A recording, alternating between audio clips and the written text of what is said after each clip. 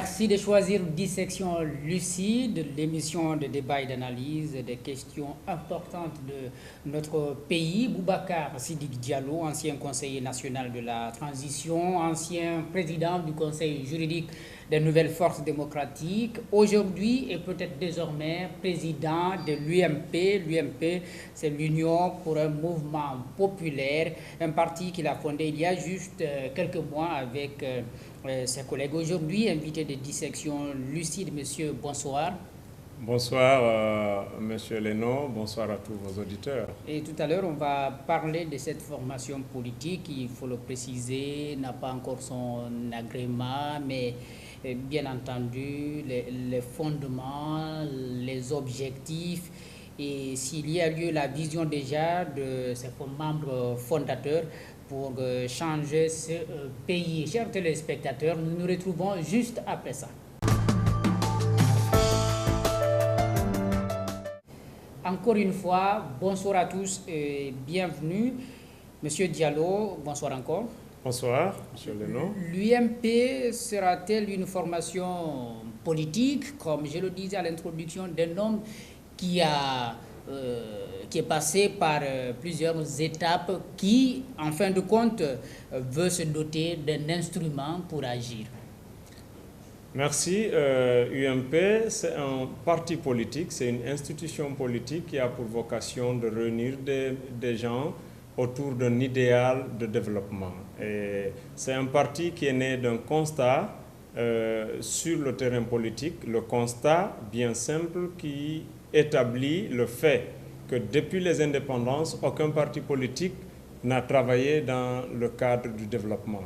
Tous les partis politiques qui se sont créés ou qui ont été créés l'ont été juste pour des besoins électoraux. Alors nous avons dit qu'il ne s'agit pas pour une institution politique d'attendre d'avoir le pouvoir pour penser comment utiliser ce pouvoir. Ok, voilà. Alors permettez-nous de bien comprendre tout ceci, puisque toutes les formations qui se créent ou qui existent déjà ont dans leur discours les questions de développement. Comment est-ce que vous voulez vous démarquer de cette réalité? Merci. En fait, avoir la question du développement et être un instrument de développement, ça fait deux choses. Vous pouvez avoir l'idée de développement dans un sous-chapitre de ce qui est de votre ligne de conduite, et vous pouvez avoir la notion de développement dans l'ensemble, dans l'essentiel de votre démarche. C'est là la différence entre les partis politiques et nous. Nous avons le fondement de notre démarche, c'est d'abord de mettre en place un système de travail basé sur l'idéal de développement. Nous voulons faire la réforme secteur par secteur avec les professionnels de chaque filière. Exemple. Lorsque vous prenez l'appareil judiciaire, aujourd'hui, tous les Guinéens s'accordent à dire que la justice ne va pas. Tous les Guinéens s'accordent à dire qu'il n'y a pas de justice en Guinée, elle n'est pas indépendante, la justice n'est pas équipée, etc., etc. Mais quels sont les réels problèmes? Après 50 années de parcours, on n'arrive pas à faire de la justice, c'est que nous-mêmes, nous avons voulu qu'elle soit dans nos lois. C'est nous qui avons écrit nos lois pour dire que voici comment la justice doit exister. Donc ça veut dire qu'il y a une perception, si vous voulez, une perception de perfection au niveau de la justice. Alors pourquoi l'adéquation entre ce que la loi veut que la justice soit et ce qu'elle est, on n'arrive pas à combler ça? Ce n'est pas autour d'une grève ou d'une manifestation ou d'une réclamation ou des invectives que les partis se lancent entre opposition et mouvance qu'on peut trouver la solution. C'est autour d'un débat qui appelle les spécialistes de la justice et qui interpelle la conscience des dirigeants à pouvoir combler ce vide. Mais on ne peut le faire que lorsqu'on a réfléchi sur la réforme à envisager. Si je dois bien comprendre, est-ce que vous n'allez pas attendre, comme vous l'avez dit d'ailleurs, de venir à Sékou Toureya pour mener ces réformes? Et comment est-ce que vous pouvez agir lorsque vous n'êtes pas décideur? Voilà. Là, il faut que les choses soient très claires. Okay. La première des choses, il y a plus de 200 partis dans ce pays. Si chaque parti garde son idée et attend qu'il soit aux commandes de l'exécutif pour sortir l'idée pour le bien de tous les Guinéens, je crois que même si chaque parti n'avait à faire qu'un an, il faudra 200 ans à la Guinée pour que chaque parti puisse déplier ses bonnes idées. Et qu'est-ce que vous comptez Et pendant faire? ce temps, vous et moi, on n'existera pas. Peut-être que même ceux qui prennent l'idée auront disparu, ça c'est même certain, parce que personne ne vivra au-delà pour 200 ans. Alors, qu'est-ce qu'il faut faire? Il s'agit de sortir les idées. Il s'agit d'interroger les spécialistes dans chaque secteur, d'ouvrir le débat. Pour la simple raison, c'est que, premièrement, vous allez pouvoir approprier à toute l'élite l'idée que vous avez, la partager, la soumettre aux critiques, aux suggestions, donc la parfaire, et ensuite maintenant en faire un document que vous proposez au pouvoir public. Si ce pouvoir public du moment estime que cette idée de réforme est bien et peut l'appliquer, vous avez fait œuvre utile. Si elle n'intéresse pas les pouvoirs publics d'aujourd'hui, elle constitue votre programme de gouvernance, donc le pacte qui va vous lier avec l'électorat. Et comme l'électorat aura suivi à l'élaboration, à la discussion et à la mise en place de ce document, parce que nous allons le faire sous presse, donc à l'arrivée, les gens sont mieux informés de qu'est-ce que ce parti a l'intention de faire et aura déjà participé à la critique et aux suggestions. Donc ils se retrouveront parfaitement entre les réformes envisagées et la satisfaction de leur volonté. Qu'est-ce qui dit que les partis qui existent déjà ne font pas ce genre de travail? Je pense que vous avez appartenu à une formation politique. Il ne vous est jamais arrivé de faire un mémorandum, par exemple, pour faire des propositions concrètes au pouvoir. Et est-ce que la manière n'était pas la bonne, ou alors tel que vous concevez le travail que vous voulez faire au sein de votre formation politique, ça n'a jamais été le cas? Voilà, absolument. En fait, les termes même du travail n'étaient pas les mêmes. Le parti UMP, Union pour un mouvement populaire, c'est un parti qui veut se spécialiser vers des réformes sectorielles et qui veut participer à l'effort du développement. Alors cela est différent de faire des mémorandums lorsqu'une situation se présente et que chaque parti estime devoir participer à l'effort de sortie de cette crise par rapport à la situation survenue. C'est différent. D'accord? Il y a eu des partis qui ont fait des mémorandums pour inspirer les pouvoirs publics suivant telle ou telle situation, mais ça, c'est sporadique. Ce n'est pas une démarche, ce n'est pas une conception, ce n'est pas une idéologie pérenne. Donc on ne peut pas lier ça à une vision d'un parti qui se veut substantiellement, fondamentalement, essentiellement un parti de développement. Aujourd'hui, les partis politiques à peine créés veulent briguer des mandats électifs. D'accord? Et c'est pourquoi, d'ailleurs, dès que les partis sont créés, ils s'affilient à l'un ou l'autre bord pour pouvoir peut-être trouver un appui plus puissant, pour pouvoir s'affirmer. Alors qu'un parti politique, la briguer des élections, c'est une finalité. Vous participez à l'effort du développement. Donc, pour participer à l'effort du développement, il faudrait bien réfléchir sur qu'est-ce qu'il faut changer, développer. Après, vous suivez ce cursus et au-delà de ce cursus, lorsque vous avez suffisamment la garantie d'avoir la perception, la méthode et la confiance de l'électorat, vous briguez l'impérium, c'est-à-dire le pouvoir de gestion. Donc, alors, pendant le temps que vous participez au développement, vous influencez la gouvernance et au-delà de l'influence, vous briguez le pouvoir exécutif. Pour l'instant, pour ce parti politique, l'UMP, nous n'avons pas encore d'agrément. On va parler tout à l'heure de cheminement que vous avez fait maintenant jusque-là. Mais disons-nous un tout petit peu, vous n'êtes pas intéressé pour l'instant par des postes électifs? Non, non, mais la démarcation d'un parti qui se veut un parti de développement, d'abord vous posez des actes de réflexion. Vous posez la problématique qui va dans le sens du ressenti populaire et dans le sens, si vous voulez, des attentes des citoyens. Parce qu'une institution travaille pour la satisfaction d'un intérêt général, excusez-moi. Lorsque vous vous mettez dans cette dynamique-là, vous cherchez à savoir quel est le besoin à combler avant de venir dire votez pour moi. Si vous demandez en fait, la voix des électeurs. Ce que je voudrais comprendre, puisque vous êtes venu, il y a quand même à l'idée d'organiser peut-être des élections communales, il y a l'idée d'organiser des élections la présidentielle donc en 2015, cela voudrait dire que tant que vous n'avez pas atteint vos objectifs, vous n'allez pas tenter de briguer la magistrature suprême et même des postes au niveau des collectivités. Non, non. Au niveau local, c'est différent au niveau national. Les élections nationales amènent déjà à poser des actes mûrs de développement. Mais les élections locales, si vous voulez influencer la gouvernance, vous devez participer aux assemblées locales.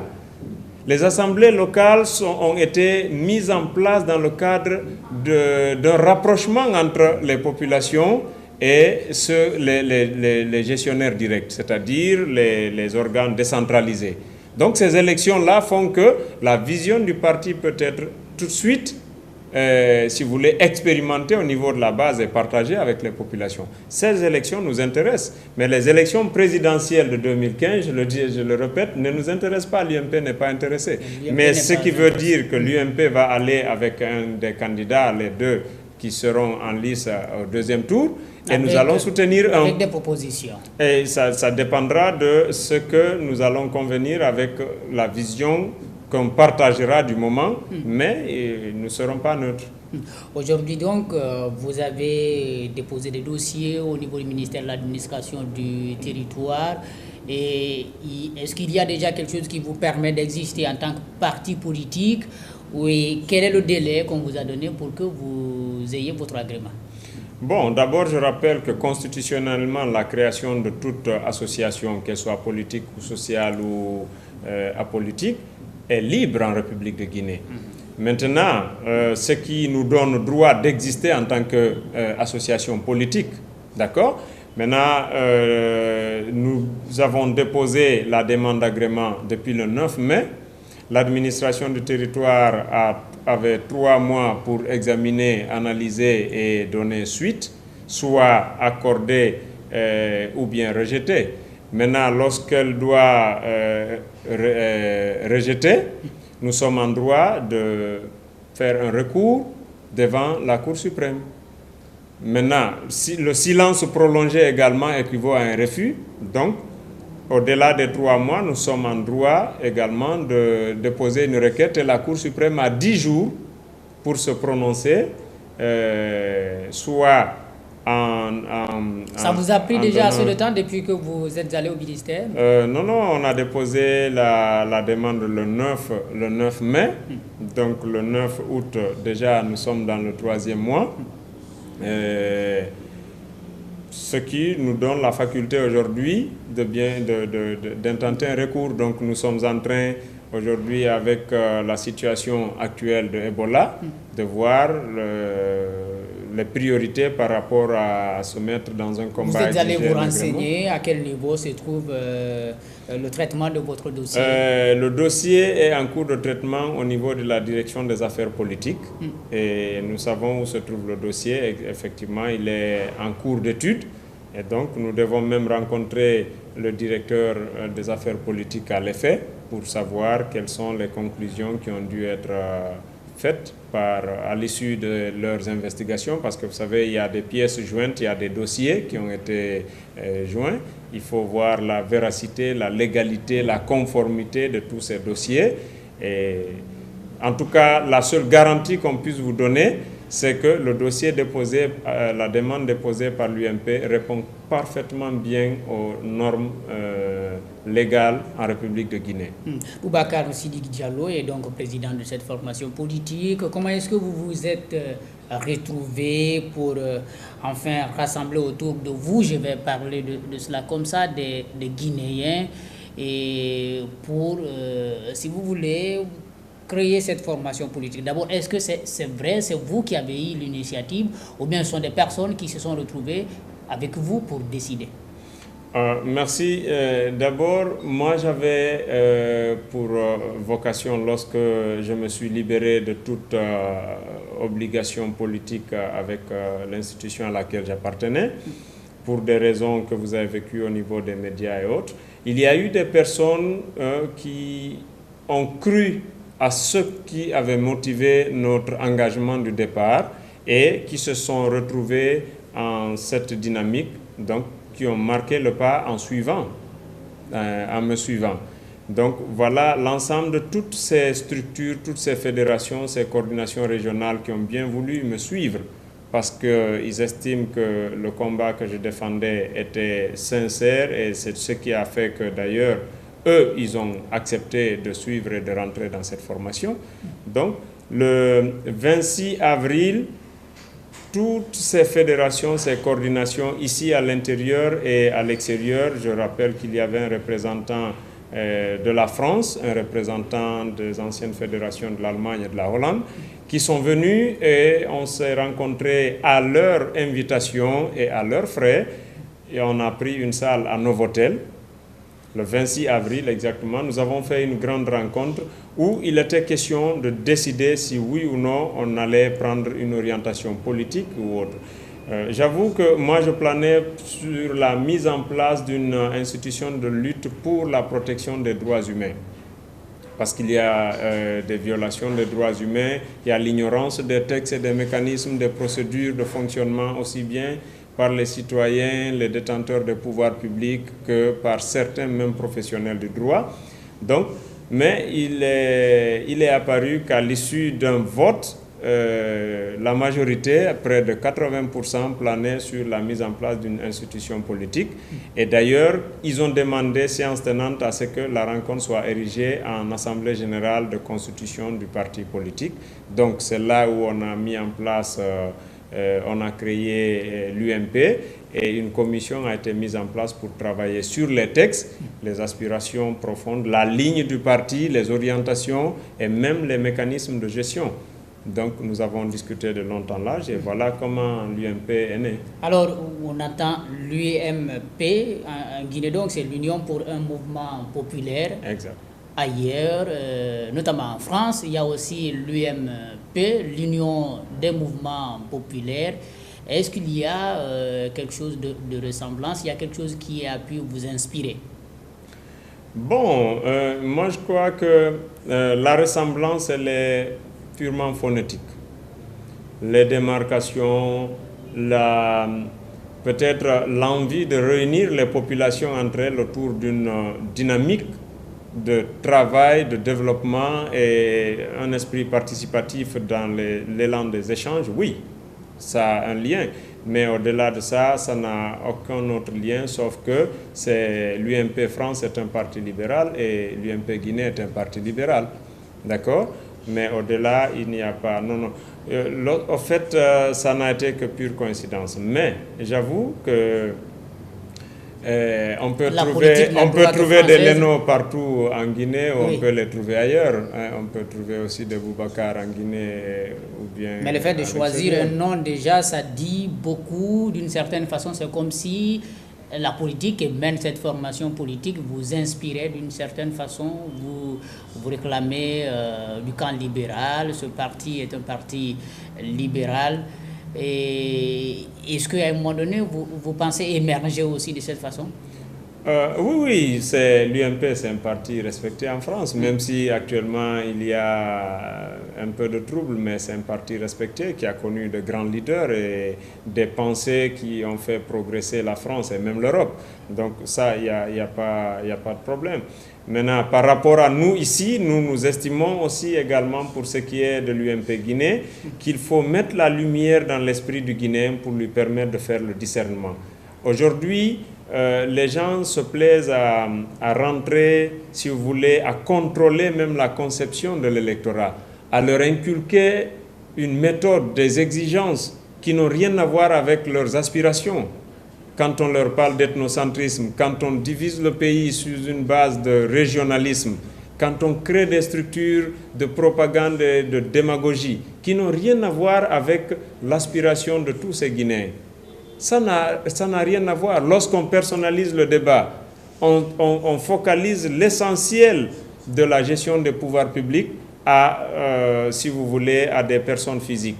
Oui, tel est ceci, tel est cela, on insulte de part et d'autre. Lorsque le débat est profondément miné et très obscène. Alors nous, on s'est dit que le rôle d'une élite, c'est soit d'accomplir une mission qui puisse impacter positivement pour sa génération, il aura fait œuvre utile, ou bien trahir la mission, mais en se focalisant sur des sémantiques qui détruisent le tissu social et qui effritent même, si vous voulez, la capacité de chaque citoyen à réfléchir, concevoir et participer au développement. Sidiki Diallo, c'est quand même une histoire autour de vous. Vous êtes parti des NFD, j'en parlais à l'instant. Quand vous partiez, on était en train de parler au sein de cette formation politique d'une éventuelle, si vous voulez, élection, un congrès qui allait élire, s'il faut le dire ainsi, un autre président, sinon confirmer c'est lui qui est toujours là-bas. Est-ce que vous pouvez accepter qu'on dise que c'est parce que vous êtes sorti de cette situation, en quelque sorte frustré, que vous avez décidé de créer cette formation? Bon, d'abord, les lignes du parti UMP ne ressemblent en rien aux lignes d'un parti de revanche. La démarcation, elle est l'aspiration d'une attente qui n'est pas comblée. Donc ça n'a rien à voir avec un passé. C'est bien vrai que là où on a quitté parce qu'on est frustré. On ne peut jamais quitter une entité sans un mobile valable. Si vous devez divorcer avec votre époux, je ne vous le souhaite pas, mais ça doit être suivant une base légale. Si vous devez créer une rupture, c'est suivant une base légale. Si vous devez démissionner, c'est parce que vous ne vous retrouvez pas dans le milieu auquel vous avez appartenu. Et comme le monde est fait de mutations, d'accord, et d'évolution, lorsque les vôtres n'acceptent pas les règles de la mutation et que vous avez déjà accepté ces principes-là, vous les avez intégrés, vous ne vous retrouverez plus dans le milieu d'hier, d'accord? Alors, moi, on ne peut pas donner des leçons de morale aux gouvernants en disant qu'ils violent les lois de la République, d'accord, en prônant la démocratie dont l'élément fondamental est l'alternance au pouvoir et qu'en votre sein, vous ne respectez pas ces b.a.-ba-là. Ce n'était pas moral, ce n'est pas digeste. Donc, nous avons estimé qu'il faut qu'il y ait une adéquation entre le discours et les actes. Aujourd'hui, dans l'UMP, il y a une innovation qui est faite, qui n'existe dans aucun parti ici. C'est la présidence tournante. À l'UMP, vous passez vos mandats et vous partez à une étape supérieure qui est au-dessus du président, qu'on appelle le conseil supérieur. C'est une sorte de conseil d'administration, d'accord? Et nous avons réfléchi, qu'est-ce qui cramponne les gens à la présidence des partis et ils ne veulent jamais quitter. Ici, tous les présidents de partis, montrez-moi un seul parti dont le président vit encore, il est dans le parti et il n'est pas le président. Il n'y en a pas. Si vous n'êtes pas mort, c'est que vous avez été président de la République. Or, depuis l'indépendance, il n'y a eu que 2 présidents élus, 3. D'accord? Donc ça veut dire que les institutions politiques qui prônent l'alternance au pouvoir face au pouvoir public refusent de se conformer à cette éthique morale et légale et démocratique au sein de leur institution politique. Est-ce que cela voudrait dire que vous êtes un opposant à ces formations politiques, y compris celui qui vous a accueilli au départ? Je ne m'oppose à aucune formation politique, mais je combats une pratique qui n'est pas démocratique. Lorsque vous êtes à la tête d'une institution, vous voulez que les détenteurs des pouvoirs publics prônent l'alternance. Aujourd'hui, c'est ce qui déchire l'Afrique. On demande au président de quitter au bout de 2 mandats parce que c'est constitutionnel. Mais quels sont les présidents de partis politiques qui ont quitté au bout de 2 mandats? Il n'y en a pas. Alors vous exigez aux autres ce que vous-même vous refusez de vous faire exigence à l'interne. Mais cela doit s'arrêter. On ne peut pas donner de leçons de morale lorsque nous-mêmes, on ne pose pas des actes de moralité. Est-ce que vous êtes voilà l'une des différences de perception que l'UMP a prônée. Est-ce que vous êtes tout de même opposé au régime du président Condé? Bon, écoutez, il y a les partis politiques de la mouvance, il y a les partis politiques de l'opposition. Moi, je ne parle pas de m'opposer au régime de Condé, mais je suis un parti politique de l'opposition. Et mon opposition est liée au fait que je suis en train de travailler sur des réformes sectorielles et je prends pour responsable tous ceux qui ont travaillé et qui n'ont pas pu combler les attentes de ces populations-là. Et donc, nous, notre travail, c'est de ne pas critiquer ou invectiver ou se mettre dans un bloc pour venir dénigrer les gens, mais c'est de trouver ce qui n'a pas été fait et de poser la problématique, d'ouvrir le dialogue, le débat scientifique, technique, mais bien réel intégrer tous les facteurs et apporter des solutions ou des propositions de solutions que nous allons déposer au pouvoir public pour qu'ils en fassent usage. On aura participé à l'effort du développement. Il leur appartient de prendre ou de ne pas prendre. Et aussi d'alimenter pour ce département dont nous avons fini de réfléchir, ça devient notre pacte à confier à l'électorat pour les prochaines élections.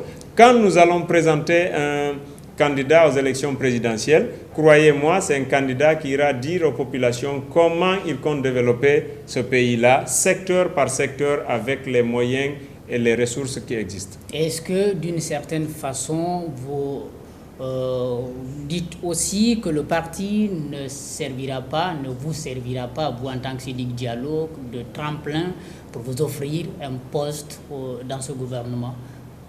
Bon, écoutez, on ne fait pas la politique pour se maudire. Il faut que les choses soient très claires. Okay. Et je ne vais jamais vous dire que si par l'effet positif des acquis du parti, des membres du parti au plus haut niveau peuvent bénéficier des avantages liés aux activités, aux actions du parti, on ne va pas les priver parce qu'une critique peut dire qu'on a utilisé le parti pour monter. D'accord? Vous êtes aujourd'hui journaliste, directeur de télé, c'est par rapport aux acquis que vous avez eus en étudiant. D'accord? Et pour influencer le pouvoir et l'exercer, il faut être dans les rouages du pouvoir. Lorsque vous êtes dans l'opposition, vous refusez de participer à toutes les réflexions, à tous les débats, à tous les efforts. C'est en attendant quoi? D'être président pour gérer, pour être utile? Non, nous allons participer à des élections pour positionner des cadres du parti à gérer les destinées de ce pays. Et nous allons faire des alliances, surtout en 2015, avec des personnes qui auront une vision de développement et qui défendront cette vision avec nous devant l'électorat pour permettre aux Guinéens d'avoir confiance et de pouvoir apporter, si vous voulez, leur voix au soutien de ce candidat-là. Et lorsque nous allons le faire, oui, nous allons exiger des choses, des positionnements, bien naturellement. On ne va pas le faire pour dire, bon, vous êtes élu, on va tout refuser pour ne pas qu'on dise qu'on a profité du positionnement du parti. Avez-vous déjà trouvé une formation politique qui vous ressemble dans vos idées, c'est-à-dire cette formation qui prône le développement? Parce que quand même, quand on est en campagne politique, généralement, les leaders politiques ont le même langage, ils parlent de développement, ils parlent de réconciliation nationale, etc., etc. Est-ce que vous avez concrètement, puisque vous êtes un acteur politique, peut-être vous avez eu le temps de questionner tous les leaders qui sont là présents, vous avez trouvé quelqu'un qui semble être beaucoup plus proche de vous? Bon, nous avons côtoyé tous les leaders qui sont sur le terrain. Et nous savons quelle est leur volonté, leurs besoins immédiats. D'accord? Il y en a qui veulent essentiellement briguer le pouvoir. Il y a d'autres qui veulent fondamentalement se coller aux grandes formations pour pouvoir obtenir des positionnements futurs. Et donc, on a estimé que les deux blocs travaillent essentiellement pour un seul objectif, soit briguer le pouvoir ou bien approcher celui qu'on croit pouvoir obtenir, hein, si vous voulez, le pouvoir exécutif. Ce qui n'est pas totalement différent de ce que vous pensez aussi faire. Ce que nous pensons, c'est qu'on peut être utile à la Guinée sans être au pouvoir. C'est différent. Nous essayons de travailler dans un cadre de formation et d'éducation. Excusez-moi, permettez-moi, c'est fondamental. Hein? Oui. La finalité de toute institution politique, c'est de diriger le pays. Celui qui vous dit le contraire a menti. D'accord? Maintenant, comment diriger le pays? Il faut d'abord avoir une vision à partager, parce que diriger, c'est prévoir. Et quelles sont les prévisions qu'une institution politique se munit pour pouvoir prétendre abriguer l'impérium? C'est d'abord l'outil qui puisse apporter la réponse aux attentes des populations. Et cet outil, vous ne pouvez l'avoir que lorsque vous réfléchissez sur des programmes de réforme et de développement. Alors, vous êtes journaliste, c'est vous qui devez nous informer. Est-ce qu'une fois vous avez vu des partis politiques réunir des gens, poser la problématique de développement pour tel secteur, tel secteur? Je vais vous donner un exemple très épatant. La Constitution, dans plus de 50 passages ou 100 passages, a parlé de la protection de l'environnement dans différentes dispositions de la Constitution. D'accord? Et ça veut dire quoi? Hier, la Guinée, au sortir des indépendances, était perçue comme étant la perle de l'Afrique occidentale, le château d'eau de l'Afrique occidentale. Aujourd'hui, la pluviométrie a baissé, nous sommes guettés par la désertification. Est-ce que vous avez une fois vu une formation politique venir réfléchir à l'effet de trouver la solution pour empêcher que la Guinée ne soit un désert? Or, le développement de la Guinée tourne autour d'un élément fondamental qui est d'abord la satisfaction des besoins énergétiques. D'accord, merci beaucoup. Je voudrais revenir à la question que j'allais poser. Vous dites que vous acceptez tout de même, malgré vos divergences de vues sur des questions de gouvernance, etc., qu'en 2010, vous pouvez choisir d'aller en alliance avec un parti politique qui va parler des questions de développement. Et j'étais en train de dire que, quels que soient les partis qui seront finalistes, ils parleront de développement. Et vous serez à même de choisir quand même un parti politique. Je dis que ce n'est pas totalement différent avec ceux qui se collent actuellement au grand parti pour, n'est-ce pas, obtenir des postes. Non, non, c'est différent. C'est fondamentalement différent, je le précise. Les premiers groupes se collent pour avoir des positions. Ils s'en fichent que le parti auquel ils se collent ait des démarcations de développement ou autres. C'est le résultat qui les intéresse. Nous ne sommes pas de ces partis. Okay. Nous, notre parti n'ira en alliance qu'en posant les conditions aux partis que nous devrions aider. D'accord? 1, 2, 3, nous amenons le parti à respecter les principes, à poser ces actes-là, et nous allons créer les conditions pour que nos exigences soient conformes à notre ligne, c'est-à-dire participer à poser le débat de développement. Si le parti est d'accord, on peut l'aider à faire les élections et on passe. S'il n'est pas d'accord, pourquoi on va le suivre? Une réaction par rapport au fonctionnement de l'opposition actuellement. On ne vous l'apprend pas dans disons depuis quelques mois déjà, la COEP, la coordination de l'opposition extra-parlementaire, a suspendu ses activités au sein de l'opposition républicaine, elle-même part un peu en éclat, pourrait-on dire. Le bloc libéral et l'UFD claquent la porte pour, disent-ils, dénoncer le non-respect des textes qui engagent les leaders qui ont formé cette coalition. Est-ce qu'aujourd'hui, vous comprenez ces difficultés et vous avez compris tout cela, que cela devrait arriver?